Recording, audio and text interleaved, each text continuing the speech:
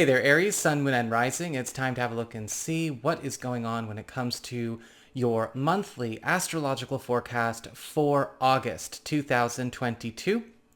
And just a quick reminder, if you ever want to get a session with me, you do need to go on ahead to my website, integrativemysticism.com, or you can follow the links in the down bar below. And don't forget to like, share, and subscribe. You know I appreciate it, and of course engagement helps this channel out a lot. So what is going on when it comes to your month of August?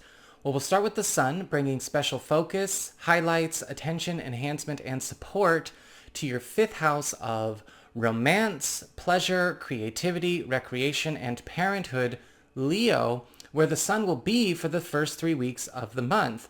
And when we have the sun in our fifth house, this is a time for really getting ourselves out there, bringing in new recreation, bringing in new adventures, new spice of life, both to our romantic relationships and our non-romantic relationships, especially the ones that are most involved, whether they are creative projects or, again, our relationships with our kids. The sun is all about bringing in environmental transformations that are going to stimulate new kinds of rapport, new kinds of connections, new ways of relating, burning away and melting away anything that may have, maybe frozen or is no longer applicable to our connection, things that are stuck in the past, getting current with each other, but also bringing in a new sense of aliveness to the way we express our bond. This is a beautiful time as well for any of you who are looking to maybe start a new relationship, whether it's meeting a new person to engage in a romantic encounter with, draw in strong collaborators for your own creative or professional pursuits, or to start on a different foot and mature a relationship you have with one of your children. It's a lot of fun. Again, it's very adventurous. It's very outgoing. So you be ready to be so yourself. After the 22nd, we've got the sun entering Virgo, your sixth house of work, reputation, your schedule, the teams that you're on, as well as even your client and customer base to a certain degree. Persephone just jumped up on the desk. With the sun here through about week 3 of September, now we're seeing all of this transformative solar energy go to work on how you're doing your job, how you're making your money, and how you are seen by others when it comes to the reputation for your work. Not necessarily you personally, right? That's the ascendant, but the sixth house is about your work, what you have put out there. With the sun, this is a time for transformation of your workload, bringing in an opportunity to get more value for the things that you put out there, more value for the position or the standing that you hold in your job or in your market. Of course, we're attracting a great deal more wealth into our lives as well, and there is an opportunity to increase your personal popularity or the popularity of your business, your division, or your team in a way where everyone is feeling that enhancement and support throughout the back half of August and again going into the front half of September. We have Mars, the planet of action, energy, that obstacle-clearing driving force in Taurus through the 19th of August. Okay, so this is your second house of earned income, employment, your values, your valuables. And with Mars in the second house, this is also a time to be really living at large when it comes to expanding your earning power, bringing more money to yourself from all corners of your economic or professional space. However, Mars does create a lot of overtime opportunities. I always say that with Mars in the second house, right? Or even in other income earner areas such as houses 6 or 10, but in this case for you it's 2. Mars in the second house is pushing you into a space where not only you are getting an opportunity to get some serious competitive advantages when it comes to new roles for job hunters, but also give you a chance to catch up or get ahead on a lot of budgets, savings plans, or even break a few income or let's just say status glass ceilings in the workplace. After the 19th, Mars moves on into Gemini for the duration of the month and going on into September. This is your third house of communications, pacts, promises, commitments, contracts, and your peer group. And with Mars in the third house, it's a time of extricating ourselves from associations or binds or contracts or commitments that are holding us stuck in something that ultimately is antithetical to our desires or to our ambitions. With Mars in the third house, a lot of you may be finding that you are doing a lot of tie cutting, especially as we go into the end of August, whether this has to do with severing or dissolving contracts, getting yourself out of agreements, or maybe even releasing yourself from deadlines or any kind of binds, again, that have been sort of held up with and for you or on top of you. This is also a time with Mars in the third house where people are really showing up to assist you with some big breaks. Mars in the third house can bring forward some very cool assistance from helpers that could be more involved third parties in your life. Friends really step it up during this time. Our network goes to work for us at this time. And as I sometimes say about Mars, a champion to our cause to help us make all of these moves will also present, or if they're already in your life, get a lot more active. Just be careful with Mars in the third house because it is a communications area.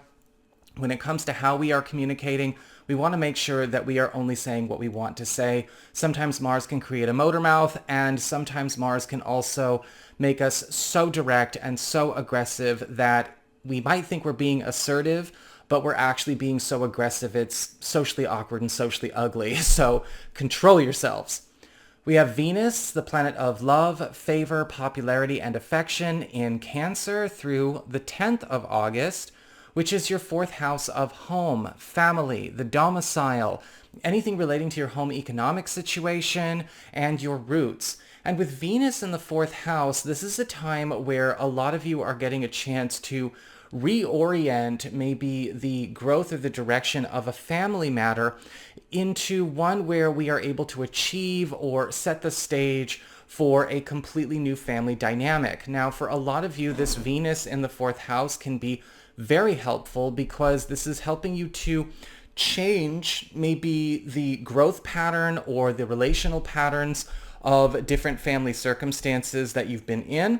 This could also be a time where you're getting a lot closer to friends that are considered family, as well as even relatives that you are on good terms with, but have had maybe a certain distance or lack of availability imposed. And this is also a time for those of you who are thinking about getting more established in romantic relationships to start planting roots.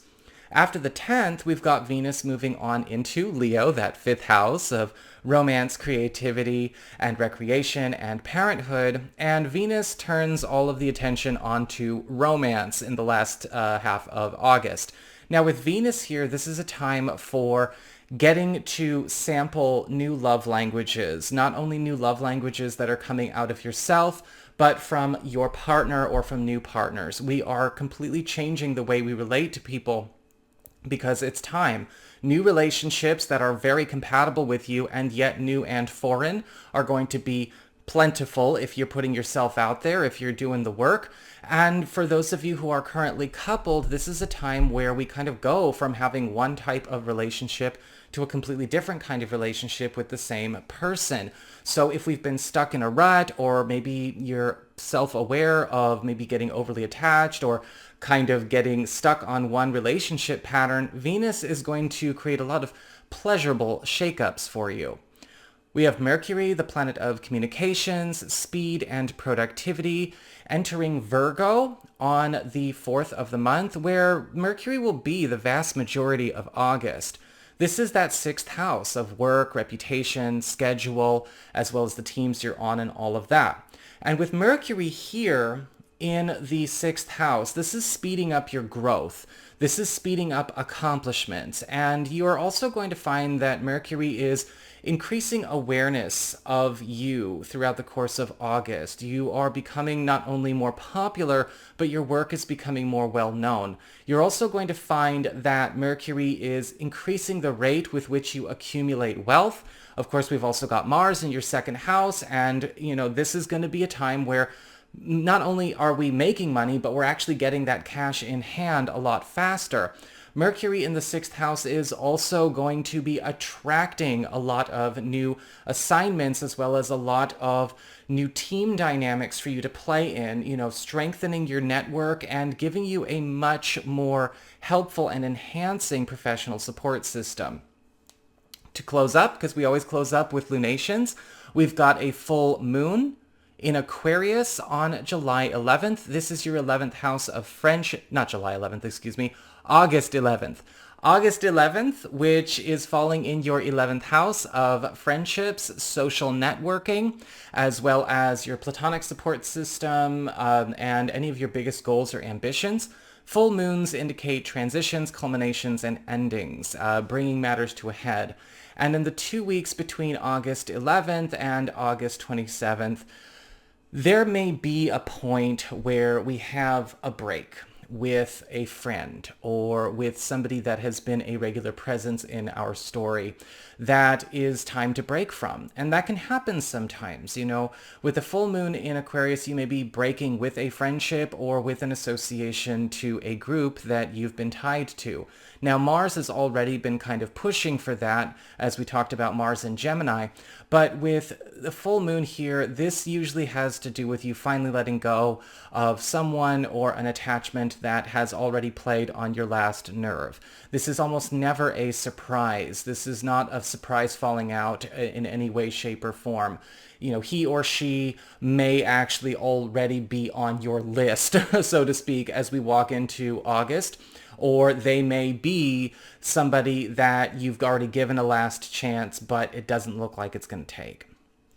We also have a new moon on August 27th, which is opening up a 2-week window period from the end of August going on into, of course, about the 10th of September in Virgo, in your 6th house of work, your reputation, your schedule, and anything relating to the services that you provide. And with the new moon in Virgo, a lot of you are getting a chance to step into some kind of new role or new job that is a cut above what you have been expecting from your field, from your office, from your market, or from your industry.